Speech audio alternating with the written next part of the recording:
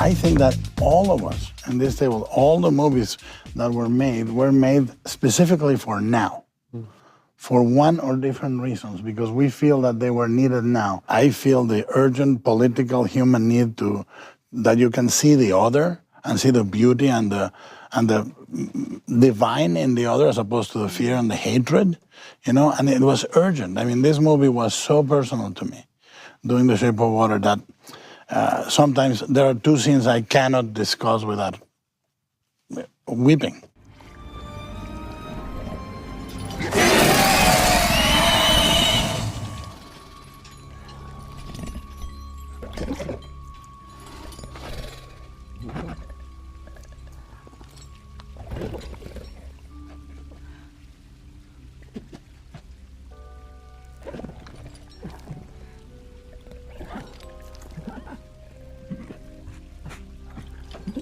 I honestly said, is there a sense on doing this? I mean, I think that it's a medium that is not discussed in the way I remember discussing it when I was learning it, in terms of is the one generator of mythological images we have.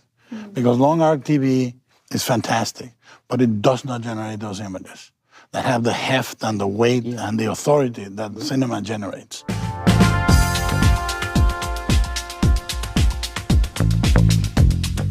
What was the worst day for you? There's been so many. 25 years. It's been 25 years, and I've gone through basically everything. Movies that are 19.5 or 195 million, and I've gone through all those. Shape of Water, I know you had. Shape of Water, I'll tell you one that is everything. Everything.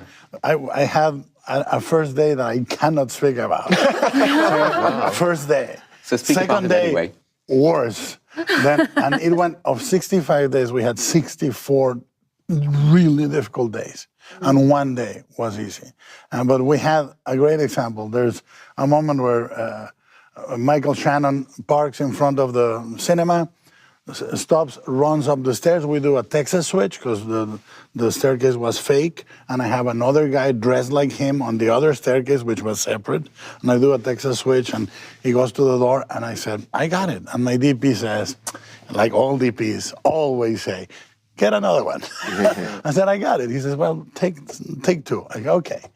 And we had scouted, and there was a great crane I wanted to do, a techno, that a post was on the way I couldn't do. I said, no, let's move to the crane. He says, no, get another one. We got to the second one, and this is one of those days. Many things happened that day. This is one of them. Shannon parks the car, gets out. The car stays on drive. It's an old car, 1962. Stays on drive. The car continues going. Michael runs to try to stop the car. The car drags Michael in the middle of the rain. Michael lets go. The car hits the first post, a post destroys it, shower of sparks, goes for the second post, is coming straight for video assist. I'm there, and everybody says, run!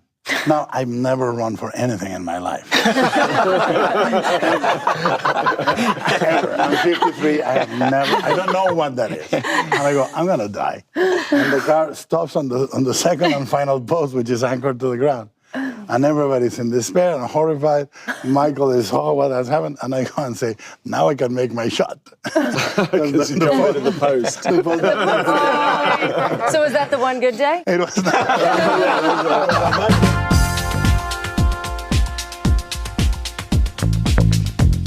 You're on a lifeboat. You happen to have a DVD or Blu-ray player. Oh my God, you're going to do that? That's unfair. Are you going to take with you to watch? Let's start with you, Guillermo. Oh, why? Let's start with you. Because you're the cinephile of the group. Why? Emotionally, I will answer something completely non-prestigious. Okay. Yeah. It's because of what it did when I was a teenager, The Road Warrior. It completely destroyed my brain. I thought you were going to say Frankenstein. No, that's the problem. The other one is I would do that. I would take James Whale's Frankenstein. And it's just The Road Warrior for me. It's the first time I noticed how the camera worked and moved, and it was a ballet. And I would probably change my mind halfway through the lifeboat journey. I would go, where is Frankenstein? Have you ever met George Miller? I have worshipped George Miller, and I intend my sabbatical this year. I'm going to do two-week interviews, one with Michael Mann and one with George Miller, purely about the craft, to publish them in book form. If you had one question dramaturgical to way. ask George Miller, what would it be? Do you like me?